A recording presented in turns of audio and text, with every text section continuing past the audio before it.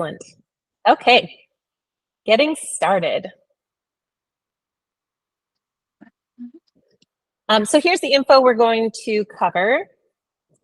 We're going to go through a detailed billing cycle overview for solo and group outpatient private practices. We're also going to review general billing information and processes that are not necessarily state specific or even really EHR specific. Best practices and recommendations to reduce any billing hiccups in the future. And then we'll also touch on just a little bit of billing terminology and definitions. Any questions so far? I'm gonna pull up. Don't think so. Looks good. All right, I'm gonna hand it over to Molly and we can go from there. She's gonna ask you some questions.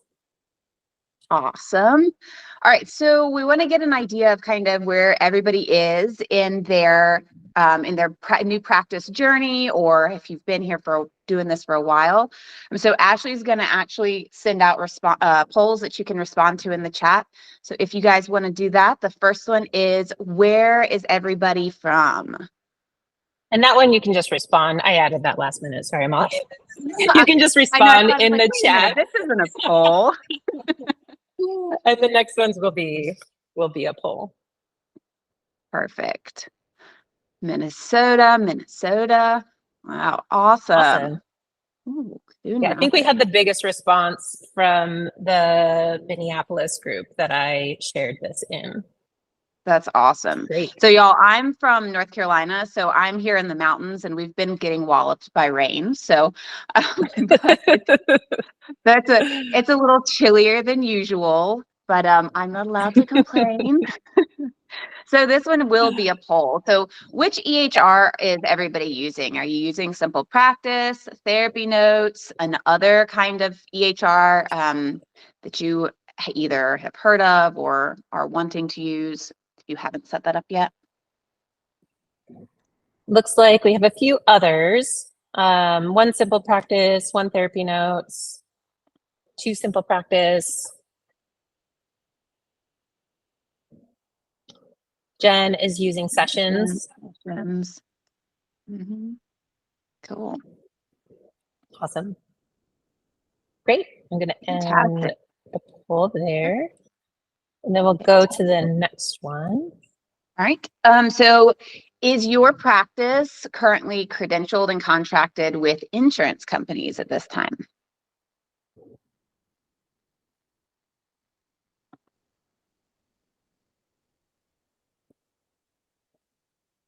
All yeses so far. Awesome. Some applications in process. Fantastic. That is great news. I see 0 no's, which is yay. Congratulations. Makes sense why they would be at this. Awesome. Great. So is your EHR set up to submit claims to the insurances that you're contracted with?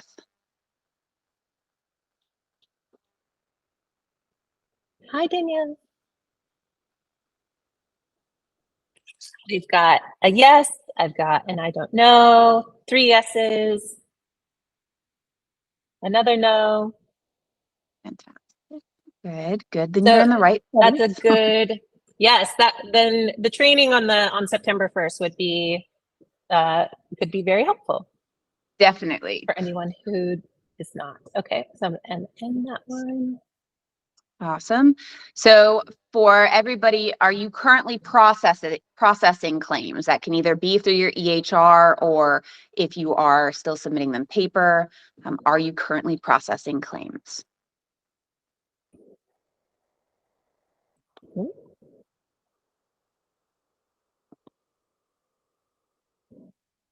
We've got 3 yeses, currently processing claims, 1 not processing claims, 2 not processing claims.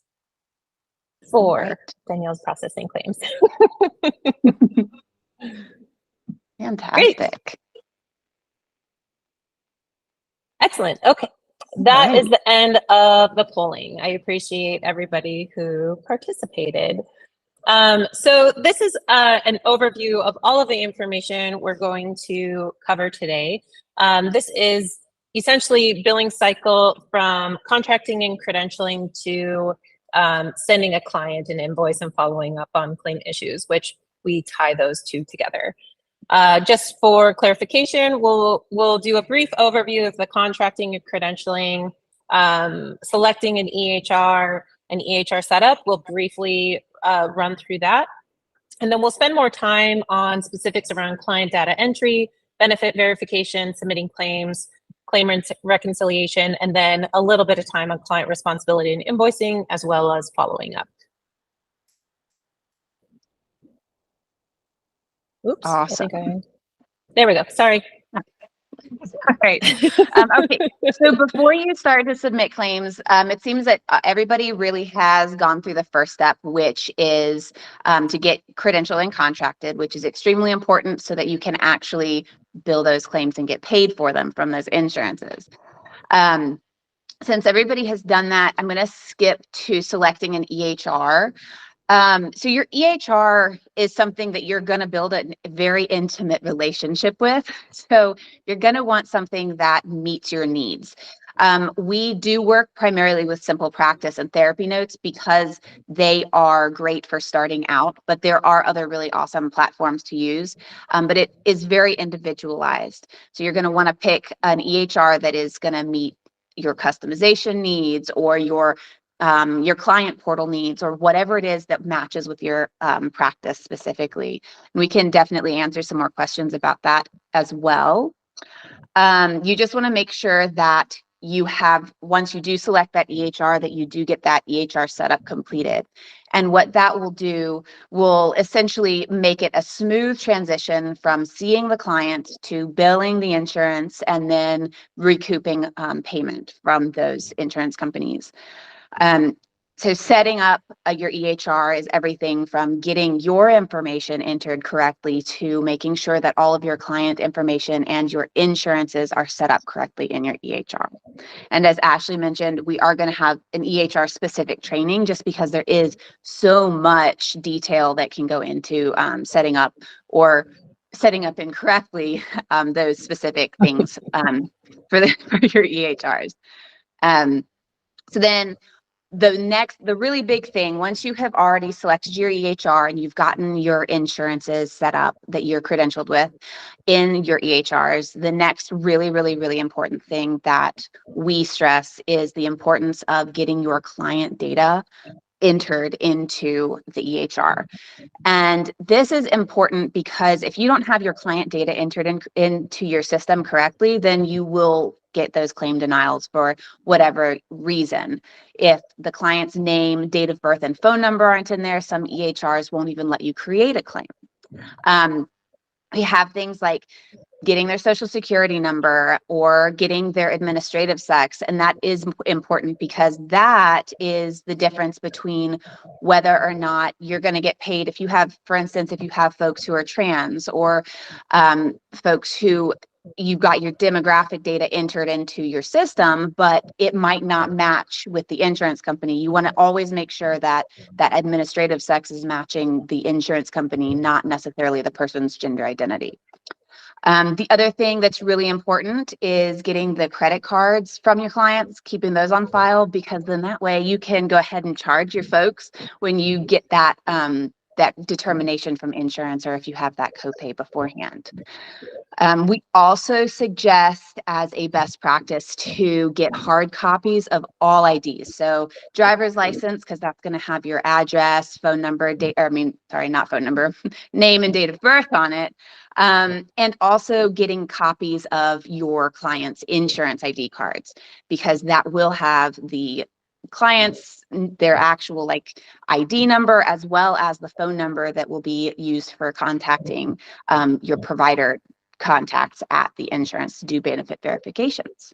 And I'm just going to add, do you mind if I add one thing, Molly? Go for it. I was just going to add about the social security number. I know a lot of practices don't take that number. However, if you plan to grow and get larger and ever consider using collections, those collections companies need a social security number and a most recent employer, So that's why we added that as well. Sometimes we find out that information a little too late and we don't collect that information. So it is a best practice for that. Yeah. So there is one question too. So as far as getting hard copies being virtual, we suggest either having the client take a picture of their cards and emailing it to you, or they can, if they have a scanner, then they can scan it and email it. And that way you can do it that way, or a lot of times your EHR has an option to have a client portal and clients can then upload their information directly and it's HIPAA compliant and it's safe that way. I don't always recommend doing the email version just because not all platforms are safe in that respect. But Simple Practice and Therapy Notes both have a secure platform for clients to be able to upload that data. And if you have an encrypted email that you can send them to upload it to, that would also work. Yeah, absolutely. Any other questions about the info so far? Okay. Cool. All right. So the next thing that we're going to talk about is benefit verification. And this, in my opinion, is probably one of the most important steps before you send out claims, before you even see the client. You want to make sure that their insurance is active and also what that benefit will be. So you want to know ahead of time if that client is going to have a deductible or a copay, or if they have a co-insurance, or if they need an authorization. So this is an easy step to skip just because, you get that card or you get the ID number and the client's like, hey, I need to see you today, like walk in, and all of that is fine. But making sure that you have that information available and doing that step ahead of time will save on the claim submissions, as well as making sure that that information is there cleanly before the client is seen. So usually you can call the insurance from the number that's on the back of the card. It usually says provider phone number or something like that. And you can call and get verifications on benefits that way. If you have a portal for that insurance, a provider portal for that insurance, you can also verify benefits by logging into that website, putting in the client information, and pulling up the data that way. Jen asked if the EHR provides eligibility reports, is it redundant to call or should they still call? So it depends. Some of the eligibility reports are fine. But if there's detailed information, like if you're wanting to get information about specific CPT codes, like for specific services, then you'll want to call, because more often than not, those eligibility reports are going to provide a very large overview of what those benefits are. So they usually pull them based off of medical coverage, which can sometimes vary depending on coverage. Like for instance, as mental and behavioral health providers, we use the Optum network for United Healthcare, which gives us the mental health umbrella. But when those verifications are run, it usually pulls the United Healthcare benefits, which are medical. So it can be accurate, but there are also chances where there is a margin for error in that as well. And some insurances are strange where they don't cover certain specific codes, like TRICARE won't cover a 908, the family code with the client not present. Yeah, the 90847 46. Thank you. 46. That's what I was like, 908. 46, yes. And also some 90846. Blue Crosses won't either, yeah. Correct, yeah. Yep. So calling is just covering your bases. And what we do for providers that we do billing for is we'll do that benefit verification and then enter it into the client's billing notes in the EHR. So that can be a good practice too for you to have a reference instead of just calling and getting the information, that you're tracking it and making sure that you have access to that. Absolutely. Yep. The other cool thing about doing benefit verification is you can also clarify with the client if they have a secondary insurance. And sort of seems like if a client has secondary information that they'd provide it to you, but more often than not, you will not get that secondary information unless you ask. So we suggest asking really specific questions like, do you have any other insurance coverage? Or are you covered under your parents' insurance or your partner's insurance? And that way it can kind of, if they say, oh yeah, I think I might be, that for you will kind of raise a flag and say, okay, well, maybe I need to get a copy of that insurance card as well. And then that way you have that information ahead of time, and you know that you're going to have to also submit a secondary claim in the future. So when you call for benefit verifications, you're going to get when you get that benefit information, you're going to likely hear a couple of the following terms, and we wanted to define them for you guys. The deductible is going to be that amount that the client is going to have to pay before their full insurance coverage begins. Usually it's going to be a number between $5,000 and $10,000. But it's going to vary depending on that client's coverage. And this is the client's responsibility. If you are in contract with that insurance company, you are required to get that money from the client. So a tip that we like to keep in the back of our minds is that once you learn what that deductible is, you can go ahead and request that amount be collected at each session. So not necessarily the $5,000, but it's going to be what your contracted rate is.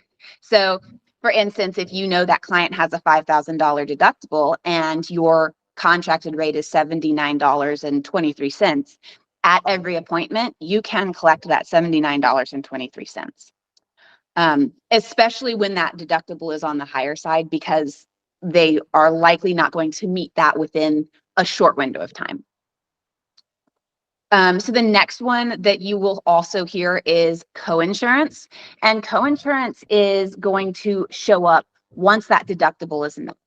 It's a percentage of the amount that the client or the secondary insurance owes, but it doesn't necessarily mean that the client has a secondary insurance. It's just what that percentage is going to be shared over. You can think of it as splitting the risk. So like splitting the risk or sharing that responsibility between multiple partners. Let's see here. It's kind of, you can kind of also think about it as like a copay that is percentage based. So you think like 70-30, the insurance is responsible for 70%, the client is responsible for 30%.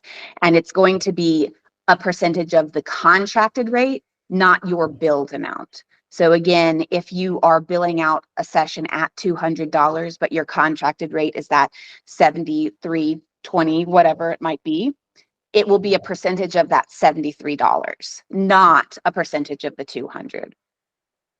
And that's really important to remember as well.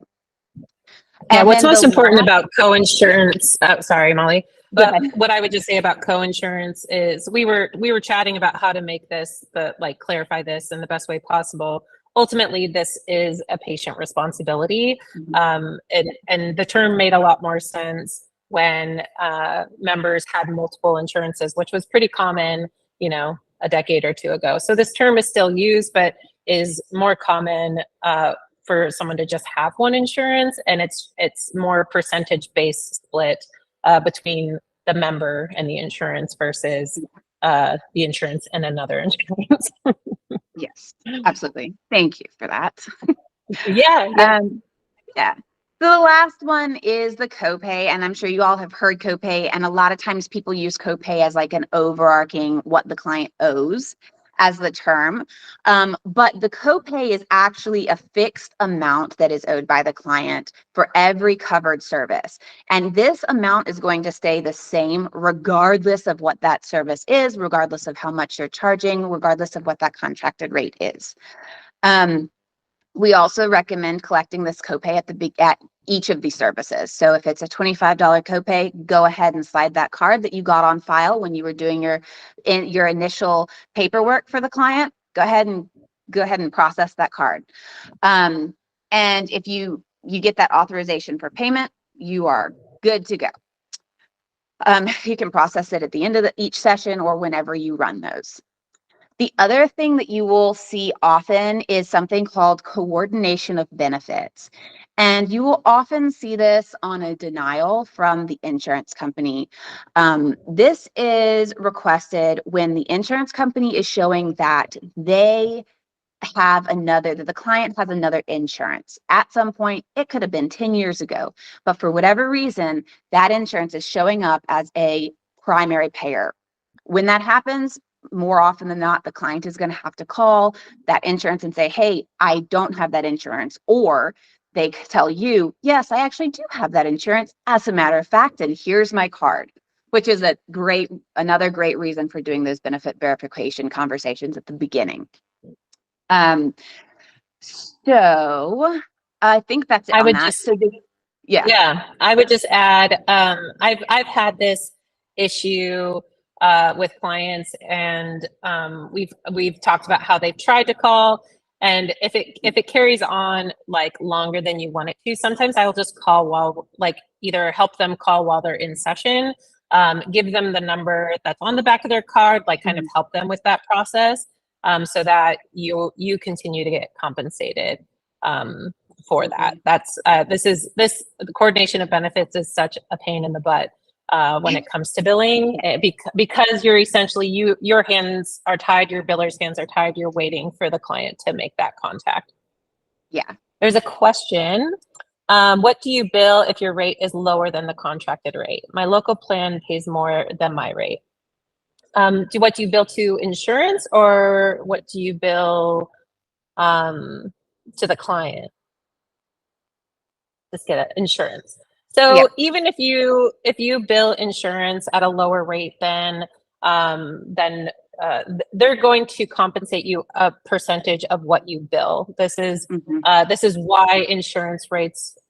This is why the cost of healthcare is so expensive, is because insurance is going to compensate you less than what you bill for. But in order to get the maximum amount, you have to bill a certain amount. So you bill 200, they're going to pay you 125. If you bill 125, they're going to compensate you a percentage of that 125. It's a messed up system. It's why healthcare is so expensive for people who don't have insurance and for people that do. But that your compensation from the insurance company is going to be lower. And if you bill less than what they compensate you for. I hope that answers your question. I always suggest adjusting your rates for that exact reason, because you can set your rate for cash pay clients, but what you're billing your insurance, you want to make sure you're able to capture your contracted rate. So you don't want to give the insurance the opportunity to basically take a portion of your money, because the insurance isn't likely going to go ahead and say, oh yeah, here, let me give you extra dollars. So it's always a better rule of thumb to send them more and then do an adjustment later, because that adjustment it'll balance out in the end. But if you send them less money than what your contracted rate is, they likely won't pay you over what you sent. You'll get reimbursed less. Yeah. Yep.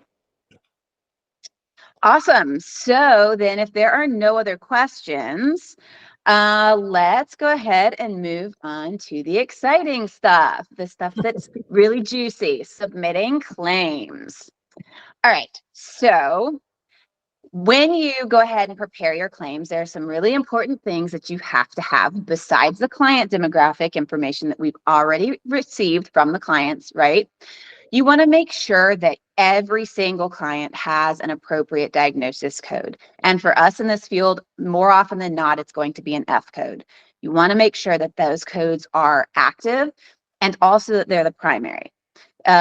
If you're using a Z code, more likely than not, your claims will deny. So go ahead and get that appropriate F code in there as soon as possible. You also want to ensure that you're using the correct CPT codes or service codes. And these are going to be based off of the length of time that you're seeing your client. If you're doing an intake, that's great. You can go ahead and pop your intake code in there. But if you're seeing a client for 20 minutes, make sure that you're using the appropriate time code for that, not an hour-long code if you're only seeing them for 20 minutes. And then in that same vein, making sure that you're using the appropriate modifiers, whether that is for a telehealth session or whether it is specific to a license type if your insurance requires that. And then the final step before you go ahead and submit your claims is making sure that your notes are completed and that you have them signed. And we know that Medicare guidelines say 24 hours. That is best practice. And some EHRs really truly won't even let you submit claims until those notes are signed.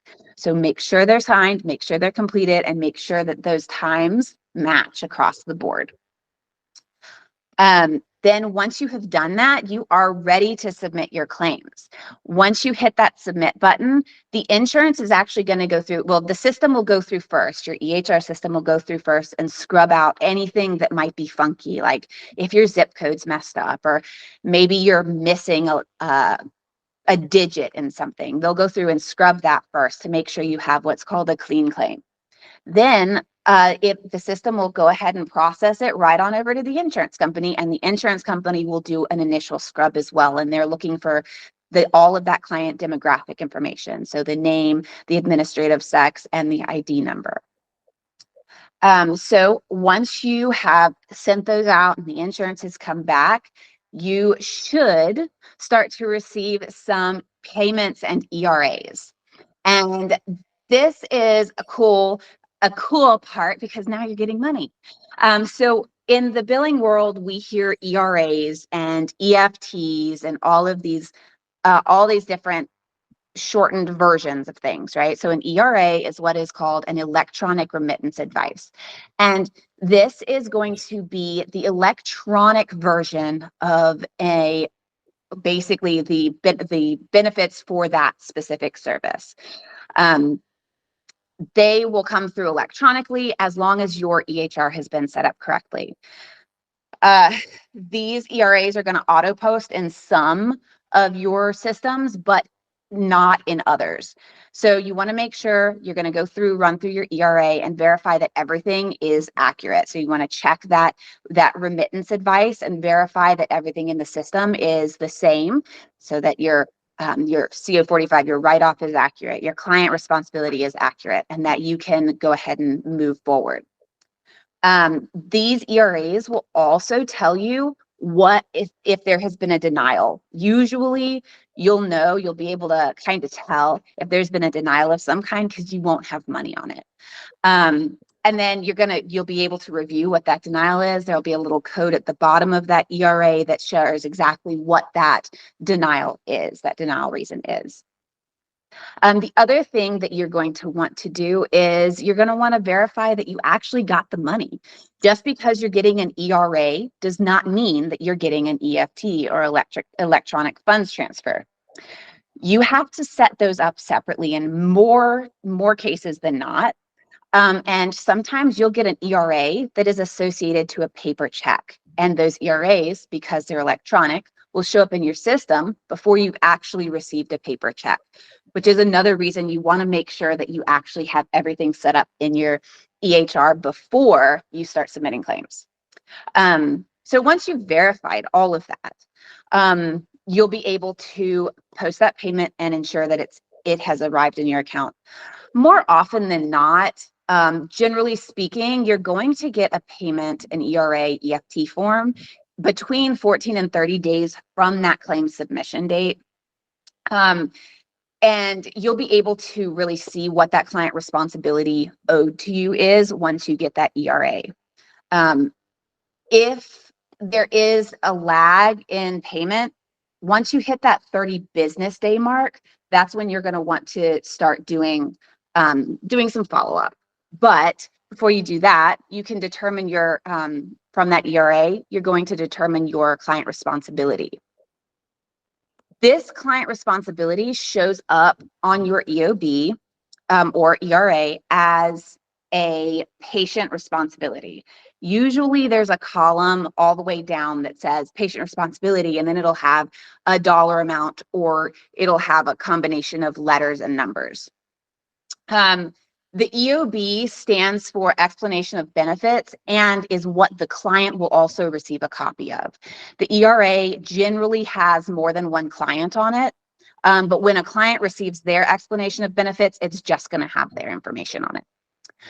So the patient responsibilities will show up just like we discussed in our terminology as a deductible, a copay, and or coinsurance. And it can be combinations of those things. So the first thing you would want to see is if the client's patient responsibility was forwarded to a secondary insurance, and your ERA will tell you that on the top. In the corner, it'll say this has been forwarded to the client's additional policy. Usually Medicare is one of the only ones who cross over a claim for you to that secondary insurance.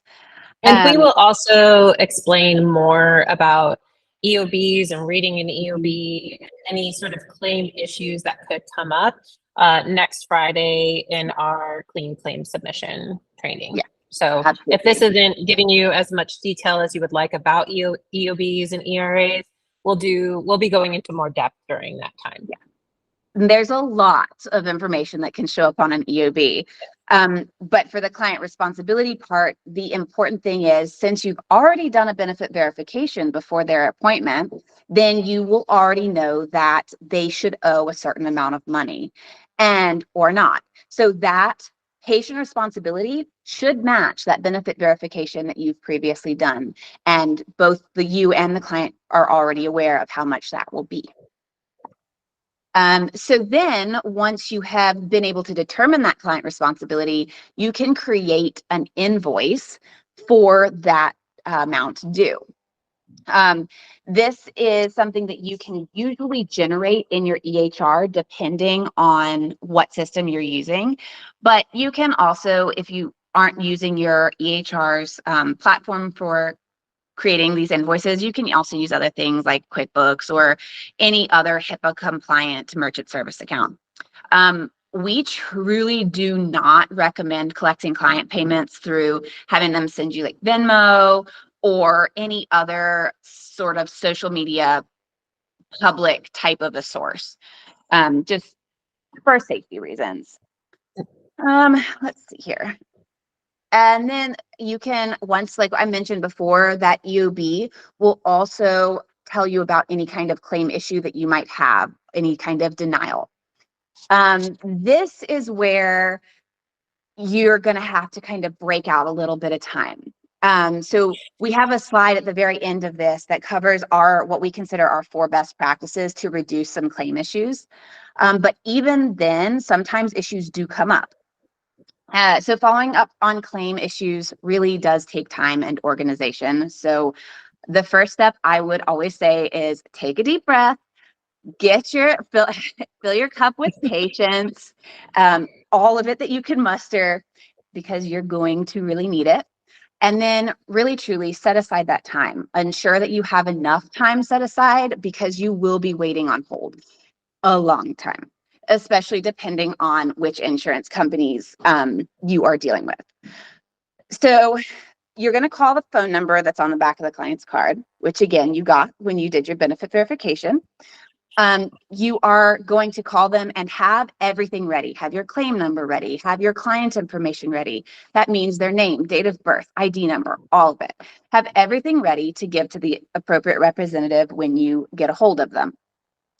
Once you ask your question about that claim denial, you are going to ask that representative for a reference number, and possibly, if they are willing to give it to you, an email address or direct phone number. You're going to want to get this information because you will more often than not have to follow up again, and having that reference number will allow the new representative to be able to find out what was previously discussed on your initial phone call. Since this is usually an extremely time-consuming process, it can truly be an awesome opportunity to outsource it because it does take so much time, so much dedication. You're going to need to track all of that information that you received for that claim, track your reference numbers, track your follow-up. So you can always reach out to a billing company or your trusted biller, whomever you seek. And then you can kind of allocate those tasks to someone who has that dedicated time and resources to be able to move through that that follow-up. So does anybody have any questions about invoicing clients, determining patient responsibility, claim issue follow-up, the whole thing? No question is off limits. Well, there might be a few. So I'm just good. Y'all are making me Awesome. feel so good. I've explained everything so well, not a single question. Awesome. So one of the benefits to having access to a billing specialist or a company that is familiar with all of the ins and outs, especially in the state of Minnesota, is that we provide assistance with each of these steps of the billing cycle. We offer contracting and credentialing. We do EHR setup all the time, even just as a one-off. And we can help with client data entry, benefit verification. Our monthly billing packages include benefit verification, submitting claims, posting payments, and claim follow-up.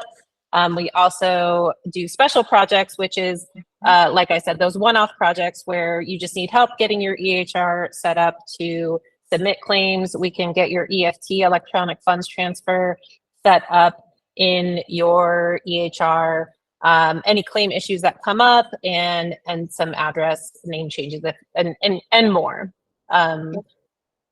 Somebody asked if we are only in Minnesota. We are not. We help providers across the United States. We just had a large response from Minnesota, probably because that's where I'm located. Yeah. And that's who it. And then lastly, we're going to still review the the best practices, but I just wanted to offer everybody $50 off any service that we offer. Here's a free the QR code to our website and our quote form. If you are interested in the $50 off coupon, we just email Molly Catamount50. If you're wondering what a catamount is, if you saw it in Molly's profile picture. Molly, is it like a bobcat, a large bobcat? Yes, it's an extremely oversized bobcat, and in our case, he's purple and gold. His name is Paws. So that is open. We just ask that you email Molly before the end of day on Monday when that coupon expires, and then I think that is everything on there. Yeah, we offer a lot of services. And then lastly, we just want to review these are the best practices that we encourage all providers, whether they're working with us or not. It's just really great to collect those hard copies of insurance cards, driver's license and credit cards, that data collection up front. Those hard copies are excellent for reference if any of that information is missing on a claim versus reviewing something handwritten or entered incorrectly on a portal. That hard data makes it really easy to correct sort of minor mistakes on claim issues. Absolutely. Benefit verification, verifying that your client has mental health coverage, behavioral health coverage before your first session. And then the client responsibility, collecting those copays and deductibles as soon as you possibly can, getting those authorizations from your clients at the first session, essentially having that financial discussion as part of the first sort of administrative discussion is just very appropriate. So you know what to expect, they know what to expect, and then you can keep those copays being processed each week. And then lastly, just review your billing regularly. Our providers who use our monthly package, they meet with their billing specialists, if not monthly, sometimes weekly. And keeping that, keeping your hands in that information on a regular basis keeps you in touch with what's going on, and also keeps it kind of top of mind, versus when you're not reviewing it, something can happen that's been happening for 3 months, but I didn't notice because I wasn't looking, right? That's not, which is super normal. We have a lot to do. We have a lot to manage and a lot to take care of. But having that meeting on the book can like help you recenter, help you review that spreadsheet, and keep you in tune with it, which I think is just a good practice. Absolutely. Absolutely. Awesome. That is all of, we like flew through that. I think I was really worried that we weren't going to have enough time. We So were if anybody has any questions, we do have a little bit of time. If you don't have time to stay and ask questions, or don't have any questions, that concludes our training. And we can always jump backwards to slides and